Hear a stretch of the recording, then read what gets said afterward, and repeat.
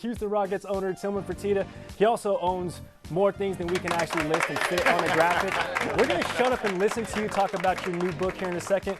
But first, we have to talk about what you have cooking in Houston, and that's a Russell Westbrook acquisition that's going down that should make the Rockets a favorite this season. So let me ask you this question, Tilman. When Daryl Morey, your general manager, comes to you and says, hey, I think we can get Russell Westbrook, what's your reaction in that spot? My reaction was, don't tease my ass like that, okay? Because I watched Russell beat us twice last year and knock us out of the second seed, and I said, what would it be like to have that guy running up and down the court on this team? Because he is the greatest transition player in the history of the NBA. Yeah.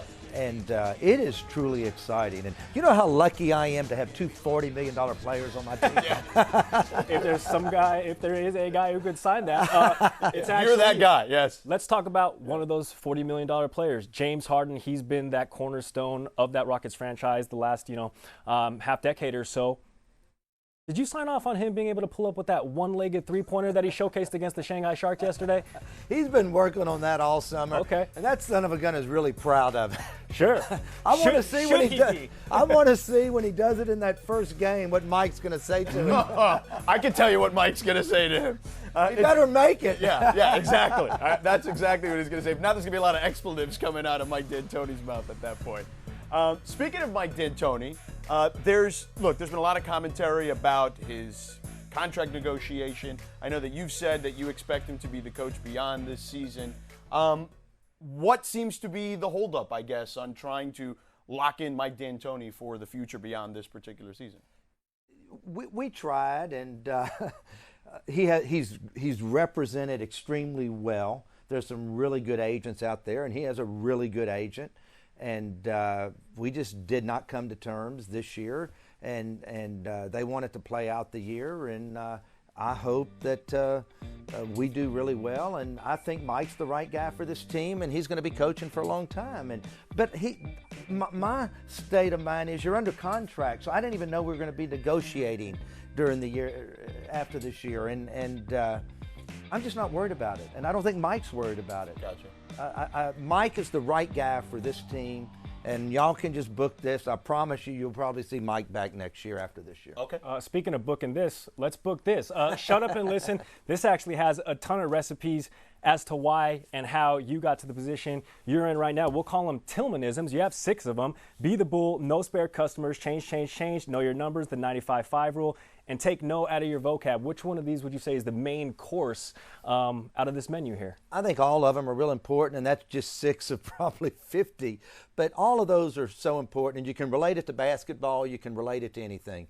At the end of the year, me, Mike, Daryl sat down in the basketball ops, and I used it for the basketball team. Is we do 95% of everything right. That's why we've won more games in the last 2 years than this team has ever won. But what's that 5% we can do?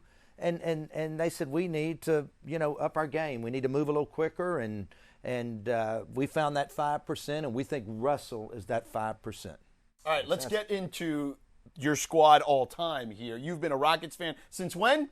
Since I was in junior high school. This is the God's honest truth. Elvin Hayes, the University of Houston guy, I'm chairman of the Board of Regents at U of H, was a big fan when I was a kid. The game of the century, Lou Alcindor, Elvin Hayes, the Cougars won, of course. Right. But they were the San Diego Rockets, and people think of Rockets that came out of Houston. Of course. They were the San Diego Rockets. I hear they're moving to Houston. I'm in junior high school, so I start listening to them on the radio because there's no basketball on TV. Yeah. And so they moved to Houston, and I've been a fan ever since then. You are the 30th most tenured season ticket holder, even though now you're the owner. Is that on the business card?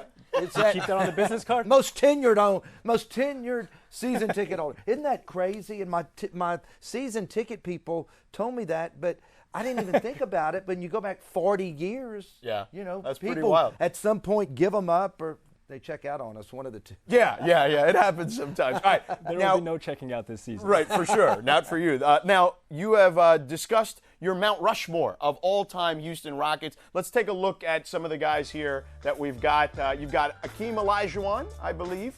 on this Mount Rushmore. Of How Houston can you Rockets. miss Not to be Akeem? confused with George Washington. Yes, there it is. Okay. So Akeem the Dream, 2 championships, obviously. You probably were never happier than that, right? Yeah, and he's a great individual, and he's still so involved. I watch a lot of games with Akeem. Let's see here. We have Moses Malone. Next, of course, we're going to see the hook here. Oh, yeah, the Dream Hook. Right. That's what gave you guys back-to-back titles in the mid-'90s. You could probably see that when you dream right there, Tilman. Yeah, I remember that shot. Break us down the next. We got Moses Malone, Elvin Hayes.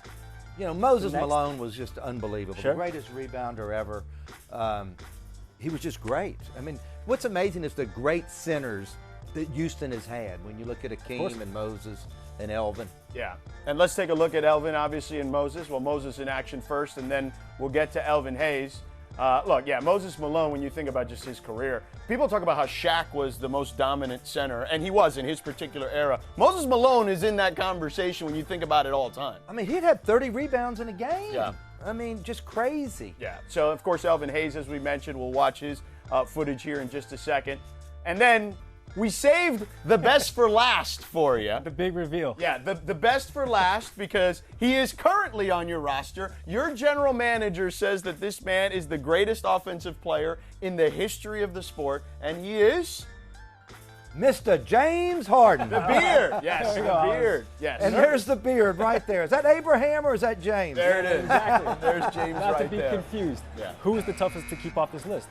As I steal George's question, I know, but Yao Ming was great. Sure. You know, Clyde's time that he was there and helped us win a championship.